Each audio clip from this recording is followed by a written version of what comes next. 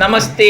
ശ്രീ വിശ്വനാഥൻ ഗുരുകുലം മായങ്കാവ് ദേവസ്ഥാന കളരി അദ്ദേഹം രചിച്ച ശ്രീമദ് വിഷ്ണുമായ പുണ്യപുരാണം എന്ന ഗ്രന്ഥത്തിലെ അധ്യായം 3 കരിങ്കുട്ടി സ്വാമിയുടെ ഉൽപ്പത്തി.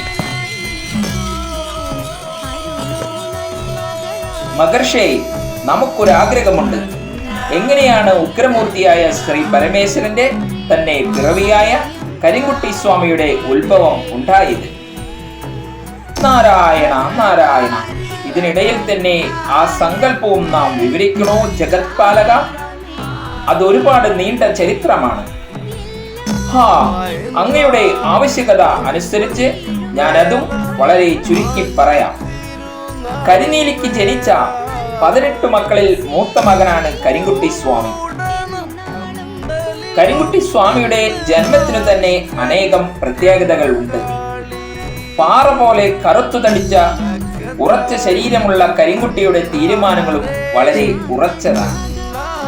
പൊക്കം വളരെ കുറവാണെങ്കിലും ഉരുക്കിനാൽ പണി തീർത്ത അവയവങ്ങളോളം ബലമുള്ളതാണ് കരിങ്കുട്ടി സ്വാമിയുടെ ശരീരം. ക്ഷിപ്രസാദിയാണ് കരിങ്കുട്ടി, എന്നാൽ അതിനേക്കാൾ ഏറെ ക്ഷിപ്ര കോപിയുമാണ്. അകാരണമായി കരിങ്കുട്ടി സ്വാമി ആരെയും ഉപദ്രവിക്കാറില്ല. കൂർമ്മ ബുദ്ധി കരിങ്കുട്ടി സ്വാമിക്കുള്ള മറ്റൊരു പ്രത്യേകതയാണ്. കൂളിക്കുന്ത വനത്തിലെ കുക്കുന്തരൻ എന്ന കാട്ടുരാജാവിന് വനദേവതയായ വനശ്രീയിൽ പിറന്ന മകളാണ് കരിനീലി.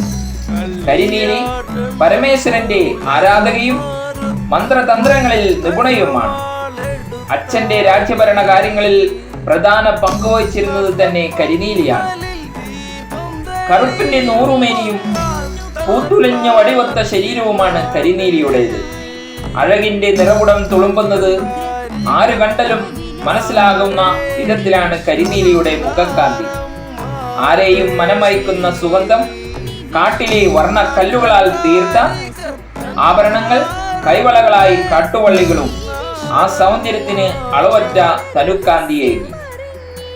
മെയ് വഴക്കത്തോടുകൂടിയ ഓരോ കാൽവെപ്പുകളും ലക്ഷണമൊത്ത സ്ത്രീയുടെ നടത്തം പോലെ തോന്നിക്കുന്നു. സൗമ്യവും ദിവ്യവുമായ ആ കണ്ണുകളിൽ നോക്കിയാൽ ദേവലോകത്തിലെ ഇന്ദ്രൻ പോലും മയങ്ങിപ്പോകും.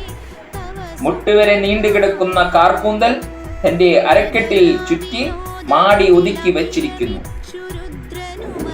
തണ്ണീർക്കുടം തുളുമ്പും പോലുള്ള മാറിടത്തെ പേടമാനിന്റെ തുകലിനെ കൊണ്ട് മറച്ചിരിക്കുന്നു. പുള്ളിപ്പുലിയുടെ തുകൽ കൊണ്ടുള്ള ചേലയും ആ ശരീരത്തിന് മഴവിലിനേക്കാൾ ഭംഗിയേകി. ആരെയും അനുരാഗ പരവശനാക്കുന്ന പൊക്കൽ ചുഴി, ഉരുണ്ടു തൊടുത്ത കൈകാലുകൾ, കവിതകൾ രചിക്കുന്ന കൺപീലികൾ, അതിന് മികവേകുന്ന കൺപുരികങ്ങൾ, അതരങ്ങൾ അവളുടെ മുഖക്കാന്തിക്ക് അലങ്കാരമായി. മുല്ലമൊട്ടുപോലെയുള്ള പല്ലുകളും കരിനീലിയെ വർണ്ണിക്കാൻ കഴിയുമോ എന്ന് സംശയിക്കേണ്ടിയിരിക്കുന്നു. അത്രയ്ക്കും സൗന്ദര്യത്തിന്റെ നിറകുടമാണ് കരിനീലി. മന്ത്രതന്ത്രങ്ങളെ കൊണ്ട് ഏത് ദേവതകളെയും പൈശാചിക ശക്തികളെയും വശീകരിക്കാൻ കഴിവുള്ളവളാണ് കരിനീലി. വിഷപ്പാമ്പുകളെ വിളിച്ചു വരുത്തി വിഷമിറക്കാൻ കഴിവുള്ളവളാണ് കരിനീലി.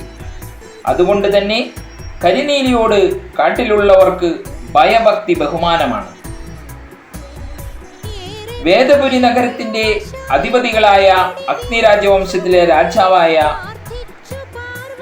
ഗജസ്കന്ദന്റെയും ധർമ്മപാലപുരി പട്ടണത്തിന്റെ അധിപതികളായ ചന്ദ്രരാജവംശത്തിലെ മനോവീര രാജാവിന്റെയും മേഘമകളായി അനുവന്തിയുടെയും മകനാണ് ദേവനാഥൻ. തങ്ങളുടെ രാജ്യ വ്യാപ്തി വർദ്ധിപ്പിക്കുന്നതിന് അയൽ രാജ്യമായ സംഗമനഗരം ഗജസ്കന്ദനും പ്രബലദേശം മനോവീരനും കീഴടക്കി. ഈ സാമ്രാജ്യങ്ങളുടെ എല്ലാം അവകാശിയായ വേദനാഥൻ ബാല്യത്തിൽ തന്നെ തികഞ്ഞ ധർമ്മനിഷ്ഠനായ വിഷ്ണുഭക്തനാണ്. ഋഷി അഗിർബുദ്ധിനിയിൽ നിന്നും സർവ വിദ്യകളും അഭ്യസിച്ച വേദനാഥനെ അച്ഛനും മുത്തച്ഛനും രാജ്യഭരണം ഏൽപ്പിച്ചു. ധർമ്മനിഷ്ഠയോടെ വേദനാഥൻ തന്റെ കർമ്മങ്ങൾ പൂർത്തീകരിച്ചു പോന്നു. ഒരു നാൾ വേദനാഥൻ നായാട്ടിന്റെ ഭാഗമായി കൂളിക്കുന്ത വനത്തിൽ ചെന്നെത്തുകയും ശതശര പ്രയോഗത്താൽ മൃഗയാവിനോദം ചെയ്യുന്നത് ദൂതന്മാർ മുഖേന കാനന രാജകുമാരിയായ കരിനീലി അറിയുകയും വേദനാഥനാൽ ജീവഹത്യ സംഭവിച്ച മൃഗങ്ങളെ തന്റെ മന്ത്രതന്ത്രാദി വിദ്യകളാൽ രക്ഷപ്പെടുത്തുകയും ഇത് കണ്ട് ആശ്ചര്യഭരിതനായ വേദനാഥൻ കരിനീലിയെക്കുറിച്ച് കൂടുതൽ അറിയുകയും കരിനീലിയെ തന്റെ ജീവിത പങ്കാളിയായി സ്വീകരിക്കുകയും ചെയ്തു. തുടർന്ന് നാളെ കേൾക്കുക.